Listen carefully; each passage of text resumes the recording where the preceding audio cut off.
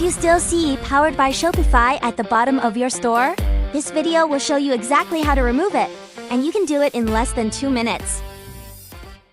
A lot of Shopify merchants ask this because it feels small, but it actually affects how professional your store looks. When everything else is branded, that one line stands out more than you think.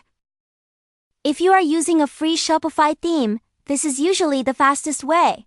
You just go to your default theme content settings, search for "Powered," and update the text to your brand content. No code, no risk, and it works instantly for most stores. For example, I'm changing it to "Powered by my shop name."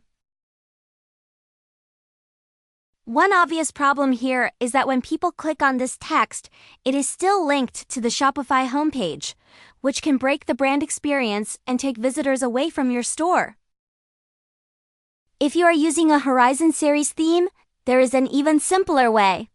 Just open the theme editor, go to the footer, click the "Powered by Shopify" text, and turn off the option called "Show Powered by Shopify" in the settings panel. No code, no extra steps, just save and it is gone. But if the theme you are using does not have that switch, and you do not want the link to appear on your store, that is where many people get stuck. In this case, you can remove it directly from the theme code. Simply look for a line called "Powered by" link in the footer liquid file and remove it. For this demo, I will comment it out rather than deleting it, so I can bring it back and show you the next method.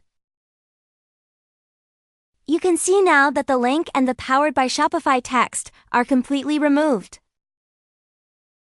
Next, let us take a look at the CSS method.